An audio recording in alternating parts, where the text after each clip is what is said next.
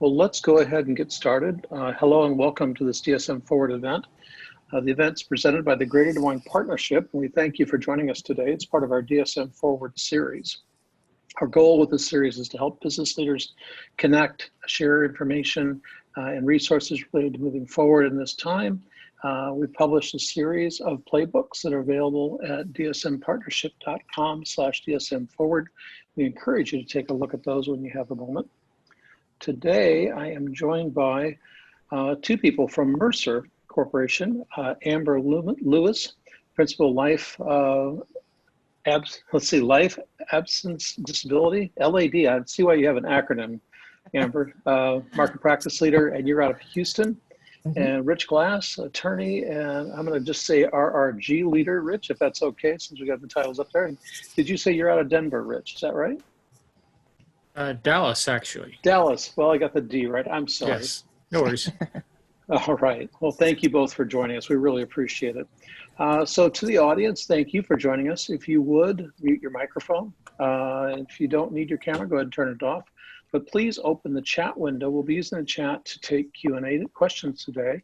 And for everyone's benefit, this will be available as a recording afterwards. We'll write up a summary of this, post it as a blog post on our website, and include it with some of our other DSM Forward information. And we'll also send a note out to everybody once that recording is available. So with that, Amber, I'd be happy to stop sharing my screen and go ahead and have you share yours, and we'll begin. Great.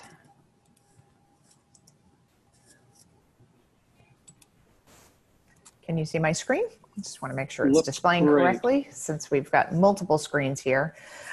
So thank you everyone for joining this afternoon. We really appreciate it. So Rich and I have done several of these road shows.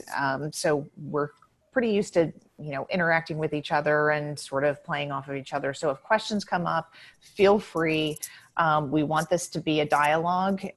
There's quite a few slides here. We don't necessarily have to go through all of them, but, just want to sort of kick off, and I'm just going to kind of go through, what Mercer's position is today as far as return to work. So, we have offices around the country, and depending on where those offices are, similarly as, most employers, if you have multiple offices, you're sort of staging it differently in each of those offices, given the current conditions. So like our Atlanta office actually is, open on a rotation basis, considering, all the different aspects, building management, the combined workspaces, the restrooms, the cafeterias, things like that. So, in other areas, I think our tri-state also is open on a rotation basis. So it's like Monday, Wednesday, Friday. So it's a staggered start. Some of our offices, where here in Houston and Dallas, we're not necessarily open. So all of our offices are taking a very conservative approach as to what's the best option given the current situation in the state, the county. Return to schools, for a lot of their employees, can they come back to work, or do they still have little ones at home and need to sort of multitask a little bit? So just wanted to sort of kick it off with that, nothing is one size fits all. And we obviously have to sort of work through this together and come up with the best options that work for you as employers. And of course, my next page wasn't working, sorry. So just wanted to share some statistics.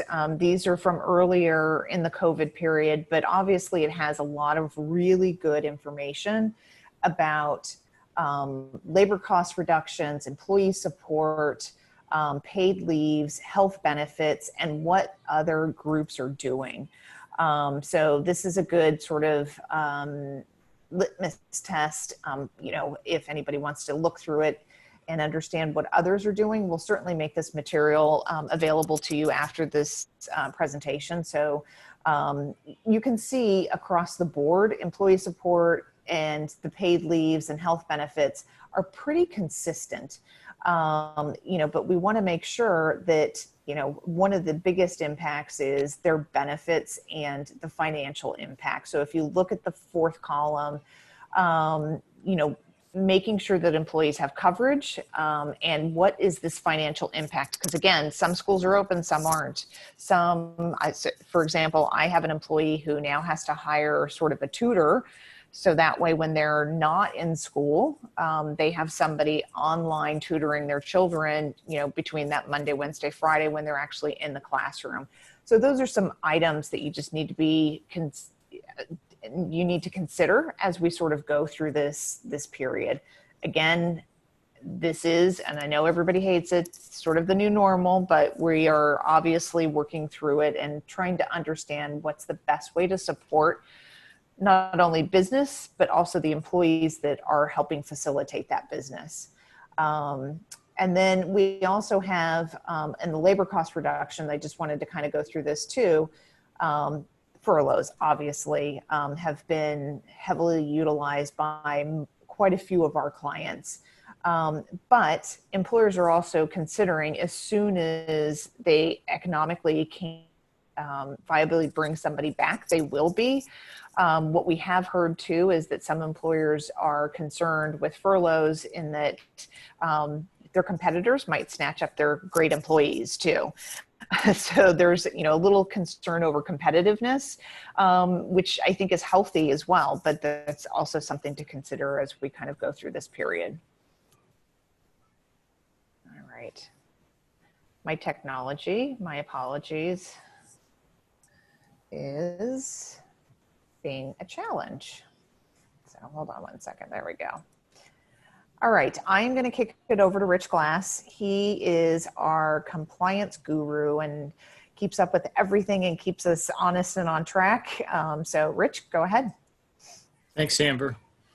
So I'm just going to cover a few slides, and you might be expecting me to talk about HIPAA, because after all, doesn't HIPAA have to do with health information, use and disclosure of that health information, securing that information, making sure it's all private? Yes, it does. But largely, I'm not going to be talking about HIPAA today. Why is that? It's because in most cases, HIPAA is not going to apply. In fact, I just have one bullet point on an upcoming slide that basically says that. Let's review what HIPAA covers. It covers protected health information that's maintained by or on behalf of a group health plan. So as long as your return to work site situation does not involve your group health plan, as long as you're not running whatever it is you're doing through that plan, HIPAA is not going to apply. We haven't gotten a whole lot of HIPAA guidance, actually.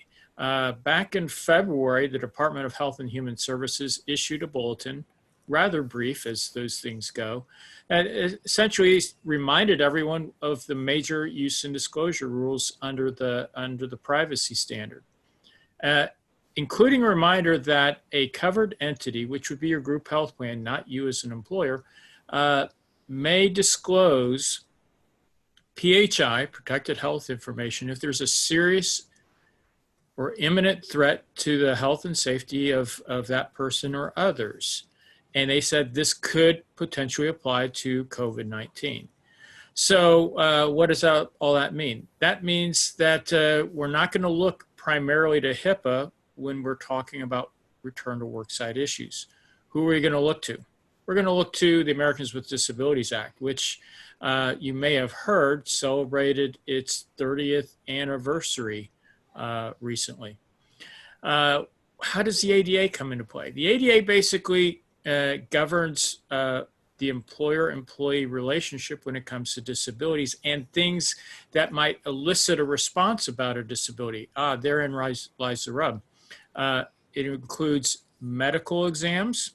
It includes disability-related inquiries. Typically, these are off limits for employers, but in this COVID-19 situation, EEOC, which regulates the ADA, has carved out some exceptions, which you see here. Can you ask employees if they're having any of the symptoms that we've become very familiar with? The answer is yes.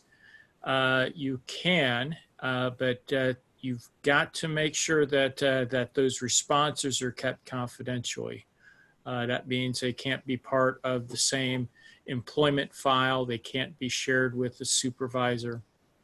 And you'll see a note here, actually, on several of these points, that you may have a state law that provides greater protection.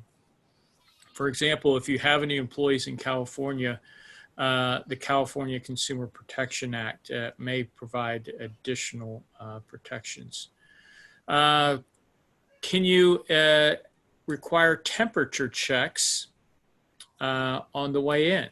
Yes, you may. But there's a warning that some people may not have a temperature and may be positive for the virus.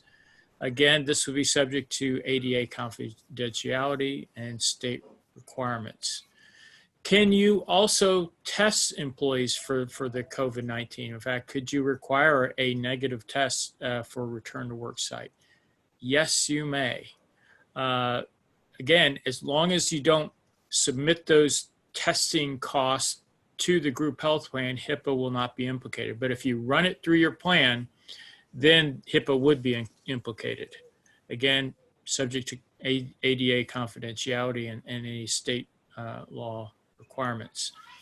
And here's the last one, which is a bit more controversial, and that is, can you require an antibodies test? In other words, that somebody tests positive for having the antibodies, presumably because they've already had the virus.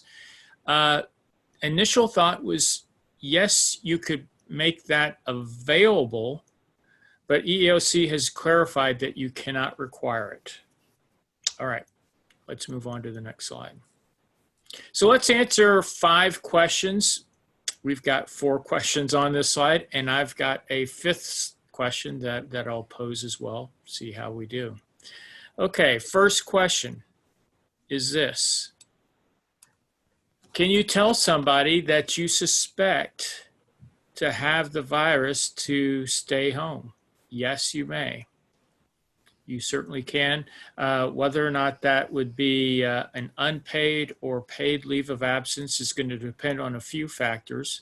It's going to depend on your size, because the paid leave laws apply to employers with fewer than 500 employees. And it's going to depend on your actual policies. You know, when does someone have a paid or unpaid leave of absence? And of course, that would coordinate with any short-term disability coverage that you'd have, which Amber can expand upon. Can you say to people that are in a suspect population, not you, you're not coming back? That could be older people, as you see here. It could be other people that have underlying medical conditions, like maybe they're diabetic, because this would be like the benevolent employer. We just don't want you to risk all that just to come to work. Oddly enough, the answer is no. Those folks have protections under various laws. Older people under the Age Discrimination Employment Act, and diabetics obviously under the ADA. So you can't specifically target a suspect population typically. Similarly, you couldn't do it for high risk workers and say you can't come. A high risk worker might be someone who's pregnant. You could certainly allow them to telework. What if somebody's saying, I'm just not feeling comfortable coming back to work? That's our last of the 4 questions you see here. What do you do there? There's not a clear legal standard. So you need to look at your existing policies, establish a uniform and consistent practice, and then execute that practice. Try to determine if there's a legal basis for staying home. there might be an underlying disability that they want a reasonable accommodation for. We're seeing an increasing number of reasonable accommodation requests. Okay, how about that fifth question that I promised you that's not on this slide? Here's the question. Can you ask an employee, and lots of employers are utilizing some type of questionnaire, whether or not a family member has tested positive for COVID-19?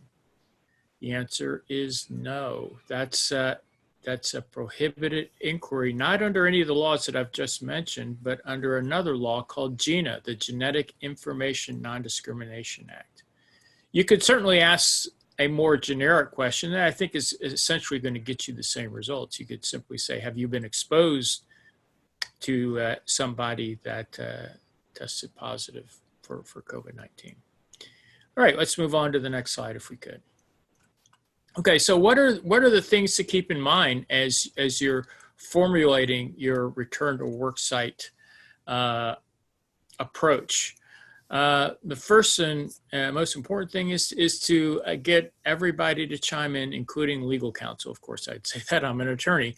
Look at the existing guidance. CDC has some good guidance there. EEOC has a Q&A, as well as a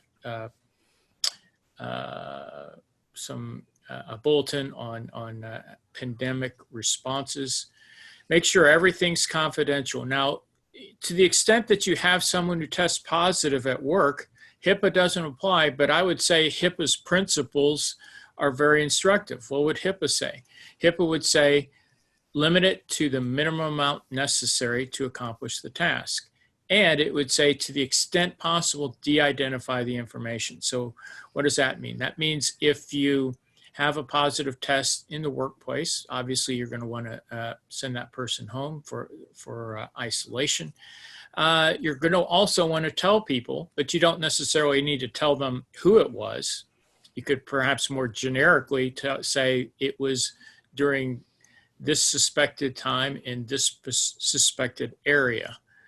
And you don't necessarily need to publish it throughout your organization if the person was in a limited area. How about cafeteria plan changes? Now, typically, return from an unpaid leave or an unpaid furlough is not going to trigger the right to change elections. So we're in a special situation, though. IRS has given us some relief, and they said, if you want, you can allow any number of election changes. It's an employer option. It's not a requirement. You can put limits on it. You can put it in a specific window, if you like, whereby somebody could change their elections upon return to work. So maybe their coverage terminated for non-payment during the furlough. You could allow them to re-elect. Maybe they would like to get into cheaper coverage. Maybe they would like to ratchet down, say, their life insurance. You know, you could possibly do that. Maybe they would like to change their health FSA elections. You could allow them to do that. Dependent care FSAs as well. Although you probably don't need this relief for the dependent care FSAs because it's going to be a change in cost or coverage, which is typically allowed anyway. And then finally, figure out to the extent that you have been floating the notes, so to speak. You said we're going to do catch-up contributions when you return. Figure out what that looks like and communicate that to employees. You know, this is what your new contribution schedule is going to be, and this is how long it's going to be. So with those legal considerations in mind, I'm going to hand it back over to Amber, who's going to kind of walk us through a framework, if you will. Thank you, Rich. I appreciate it. And please let us know if there's any questions that come up.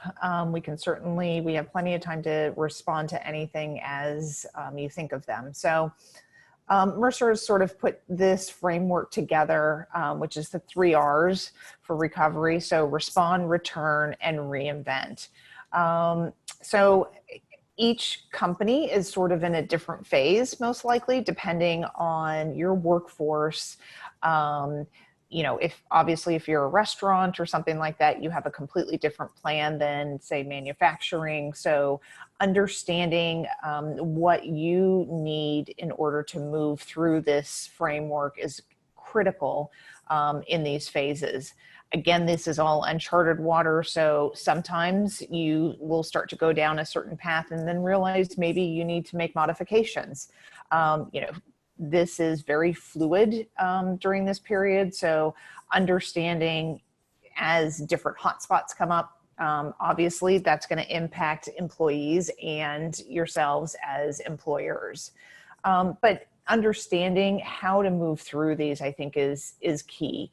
And understanding, how you can best help your employees to get your business, back in a viable position. So the first one is the return or the response, which we, all of us are through the response phase, but now we're really in this return, and then we will be going into the reinvent. Some will be in the reinvent phase already, but return is, who do I need to bring back? Do I need all of my employees back at the same time? If you're, say, in manufacturing and you have different buildings, critical key component employees, within your business, you want to sort of stagger that return to work. Or maybe you only have certain buildings open. It depends. So you can do manufacturing on a rotation basis, similar to what schools are doing, or you have only, the office employees coming in 2 and 3 days a week, or is everybody sent home and they can work remotely with laptops, which is what we're all doing. So you can see all of our homes now. I think it's what's going to work best for you as an employer, understanding what your business needs are, but also considering some of the compliance issues that Rich brought up. You need to be mindful of those as you bring employees back. I mentioned before, some of our offices are open, but then you also have to consider the rotation in even just the restrooms, because that's a common area. So how do you split the population and make sure that, all facilities are available and open? But then also, how do you get your business back on track? And again, that can be through working through, different buildings being open, different phases, or everybody working from home, but just being flexible in order to return those employees back to work. Any questions?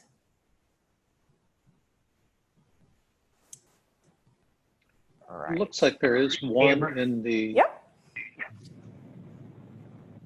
Hi, Mike was just going to say this, that there's a question that says, are there additional examples of resources employers are offering to employees during the evolving return to learn plans and fall education pivots? So if I understand the question correctly, so are employers offering more than just say remote return to work or different options? I just want to make sure I'm clear. This is Tiffany, and yes, I asked the question. Hey, you referenced it early on in the call, but just it's a conversation I know every employer is really trying to work through right now, and wanted to see if you have heard of any other resources or offerings that employers are considering. One example that we've heard of is employers offering additional PTO, for example, additional flexibility. Just wanted to see if there are other examples that you're hearing from employers. Yes, we are definitely hearing about additional PTO. And what most employers, what we've seen over this time period is usually it's either a cap on the dollar amount that somebody could be paid while they're out on PTO, $500, $1,000, whatever the case may be, or a set period of time. So most common, we're seeing similar to the self-quarantine, a 14 days additional PTO time. Just so that way employees, if they might not be covered under any other program. At least they, if they're concerned about returning back to work, they do have that additional PTO time. But again, it's usually, I do have one client that is, as of Friday, decided to go unlimited through the end of the year. Now that's very uncommon.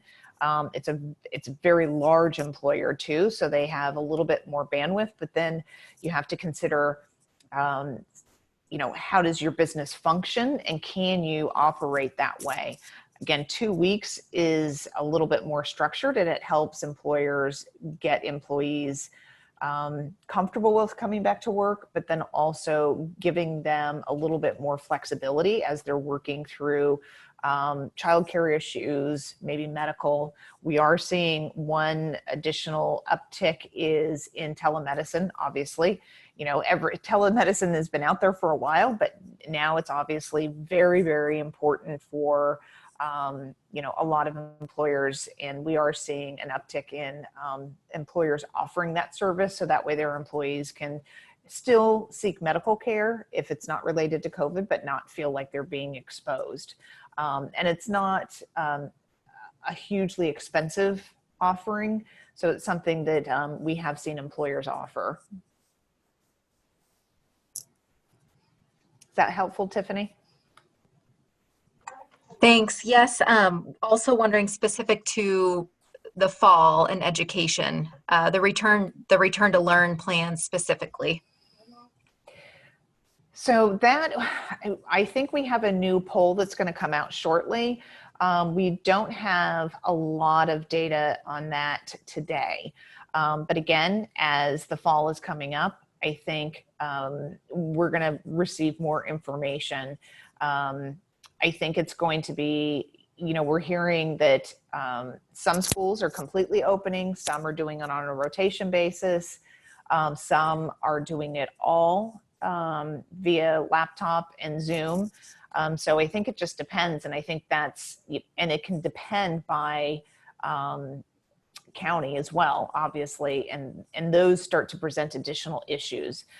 Like I said, I have an employee whose children are going to be going back 3 days a week, but now they are hiring an online tutor for those 2 days while they're at home. So they're still e-learning. So that way they, you know, sort of get the best of both worlds, but that's not something that necessarily will be reimbursed at this point. I think it'll be interesting to see what employers might do in that space. Will they allow for some sort of reimbursement? It's hard to say. Is there another question? All right. So this slide is just, you know, kind of reiterating, you know, workplace and worker readiness, making sure that your employees feel comfortable and they feel supported by you as well. Understanding that you're concerned about, obviously, your own well-being, the well-being of the business, but also the well-being of your employees. I think that's key. I've seen quite a few employers, you know, where employees are very eager to go back, but again, there is a little bit of hesitation and understanding what support will be there when they do return to the office, and do they feel comfortable in doing so. To Rich's point, you know, having some testing, so that way employees see that you are being diligent in your return to work plan, and then just preparing for mitigation in case there are future outbreaks. Again, you know, Houston became a hot spot much later than, you know, some of the others, and now I think Florida is and California is. So being flexible and resilient as this is ever changing, I think is really key. And just being able to have your plans documented, so that way you don't have to reinvent them every single time. I think that's what it's taught us through this this situation, is that we've had quite a few employers who have looked at their leave programs and understood, wait, we have some gaps, we need to sort of shore those up, we need to make sure that we are here for our employees and we can support them and support ourselves. But understanding that this is probably not a one and done deal, that these are policies that you want to keep in place ongoing and mitigate for any future, you know, outbreaks or issues. If it's something else, you can pull these out and, repurpose them for another situation.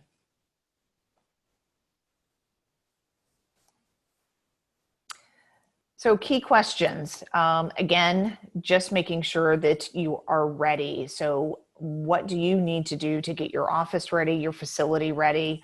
Again, making sure that there is support for your employees as far as, physical and emotional support and readiness. We have seen quite a few of our carrier partners increase their options of EAP services and lines.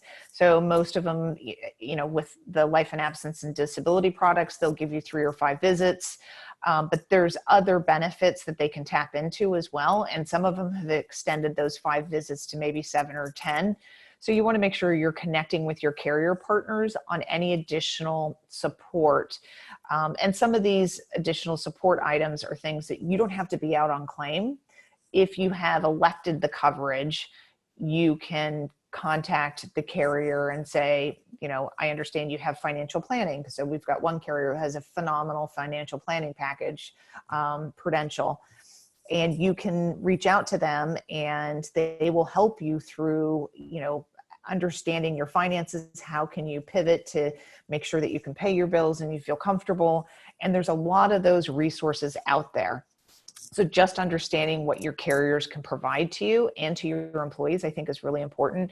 We're seeing employers post this type of information on their intranet sites. So that way employees understand, what might be available to them.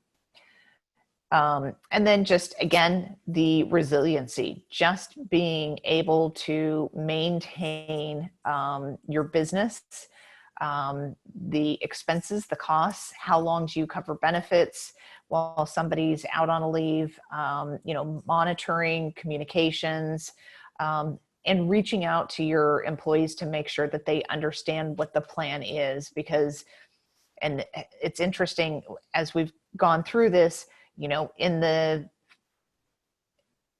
if you don't have anything to say about something, your employees will come up with their own narrative. And that's what you want to try and avoid, because you want to make sure that they understand that you're there to protect them. And obviously you want to keep the business open and viable. So just making sure that there's quite a bit of communication on a regular basis so your employees aren't coming up with their own narrative.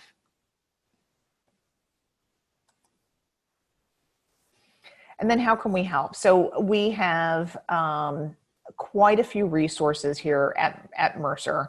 Obviously, we can assess your readiness to return to work plan. That's a mouthful of ours. But if there's, items that you need help with, so we've got total health management, we have, so many specialty practices within Mercer that can certainly look at your plans and how they're laid out today. Again, I think I've sort of said earlier is that, when this initially came out, everybody pulled out their PTO plan, their leave plan, and they were really digging into the details and understood where maybe some of those gaps are. I think that's probably behind most everybody, unless it's ever changing. But just understanding, what type of clinical guidance you might need as you're returning employees back to work. As Rich said, testing, worksite safety, making sure, social distancing and things like that. And then just communicate.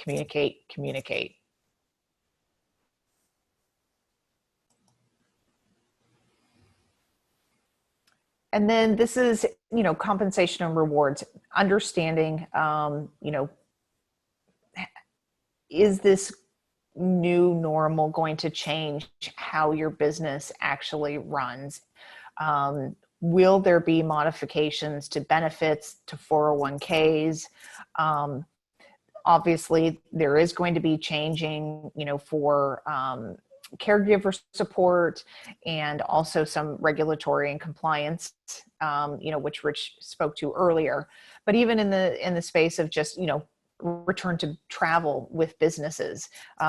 Today we're all doing Zoom. I've just done a couple finalist calls for carriers, and it's a long day. It's all day you're on the phone, but it's obviously a lot safer and healthier right now until we understand a little bit better. But as a business, we are now saving money because we are not traveling.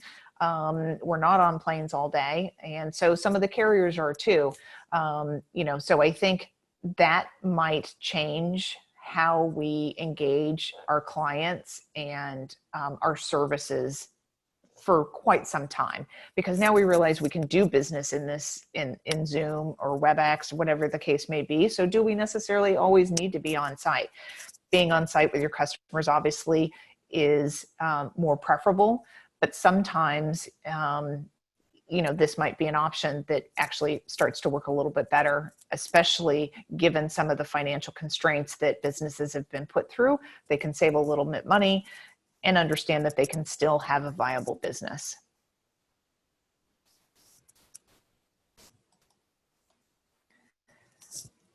And then again, so the crisis management, making sure that you are monitoring your employees, support cross-functional. So we've seen some employers get very creative where they might have one team of employees that might not be an essential function, but they certainly don't want to lay them off. They don't want to have a furlough, but you have another side of your business that is very busy and maybe they need support. So redeploying those internal resources and getting creative in cross-functional jobs, I think is key. And we've seen it, with ourselves as Mercer, redeploying resources internally as certain functions are busier than other functions. So that way everybody is still working and you're maximizing your workforce, but also it's good growth opportunity for some employees. Maybe they've worked in a department for quite some time and this is a new experience for them too. So it can be a positive thing that they're redeployed in another area. Again, they're still working, getting paid, and now they're learning a new skill too. So I think they find value in that and understanding that you as the employer are there to support them through this entire process and getting creative. I think the more creativity you can show your employees, I think the better off you'll be as we move through this phase.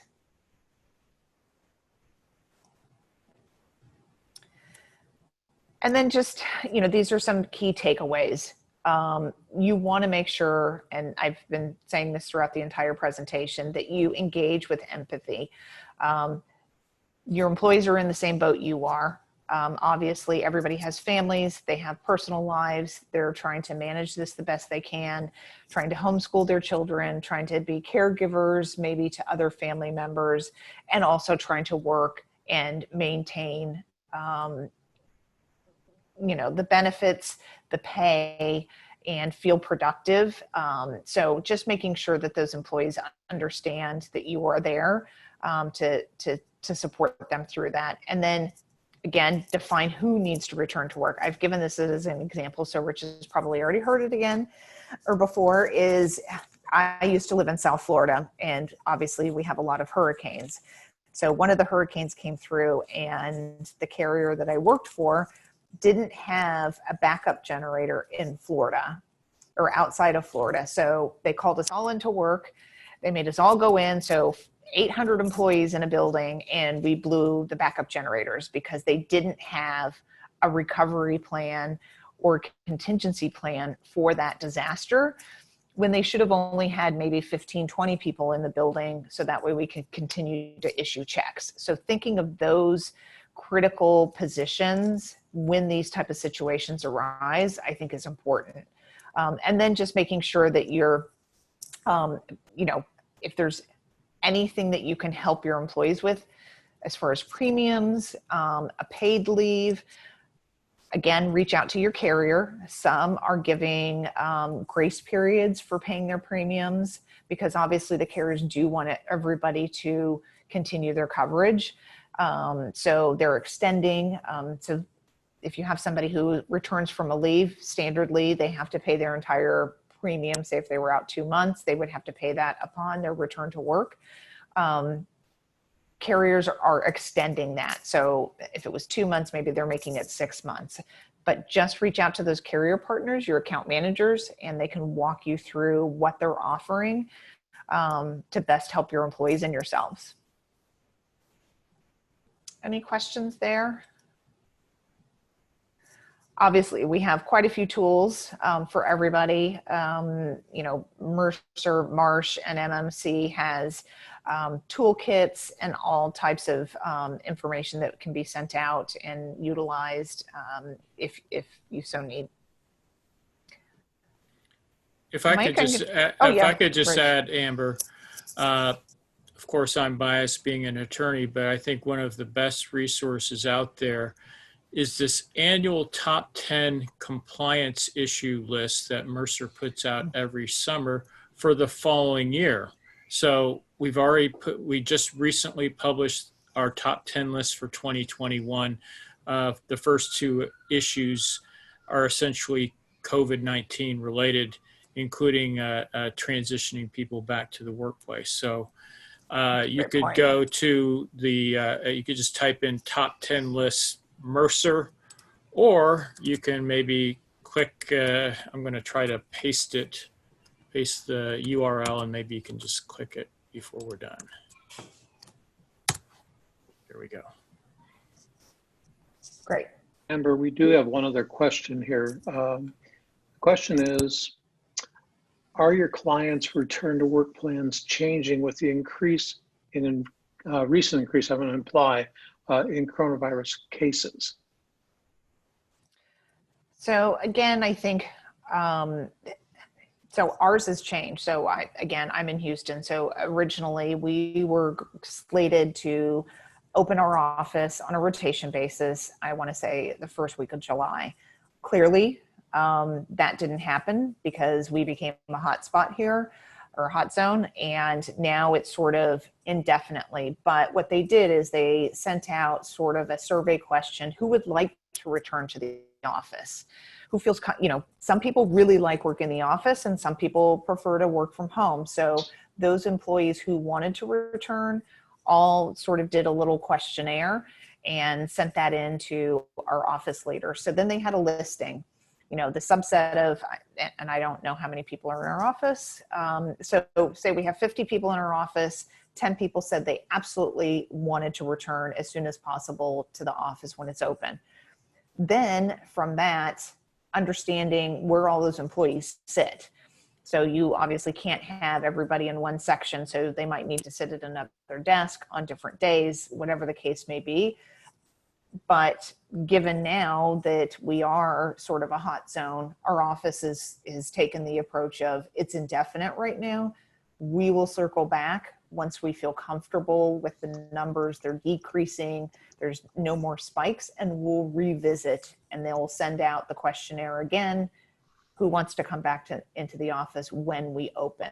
So just being very fluid in your plan and not getting hung up on, well, we said we were going to open it, you know, July 1st and now it's September 1st, because none of us know how this is all going to play out.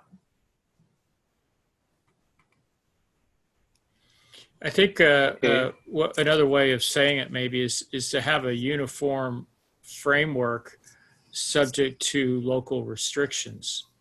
Keeping in mind that if those local restrictions or just the trend lines are such that it's going to be riskier in certain locales, you may want to pause, which is okay. You know, you should allow for that in your policy, because keep in mind, if you have a positive test of one of your employees who's returned to work, it's a little more complicated than just sending that person home for 14 days. It's a potential OSHA concern. It's a potential workers' comp claim.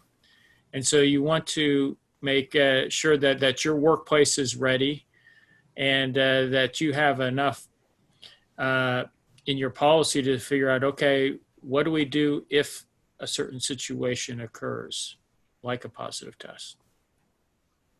Great point, Rich. All right, any other questions from the audience? Well, I think that's going to be it. I don't see anyone pop in with a question. Amber and Rich both, thank you very much for doing this today. We truly appreciate it. Again, I think Amber, you mentioned we can get a copy of the slides to include with the presentation. Yes. Rich, we've got the link. I've copied that off that you provided. We'll definitely make that a part of the write-up coming forward. Okay. So I would just remind the audience before we leave, take a look at dsmpartnership.com/dsm-forward. There's a number of pieces of great content out there. We are going to be including the information we saw today from Mercer if you wish to pass that on or take a look at it. And with that, we'll end the call. Thank you all very much. Thank you, Thank everyone. you. Have a great day.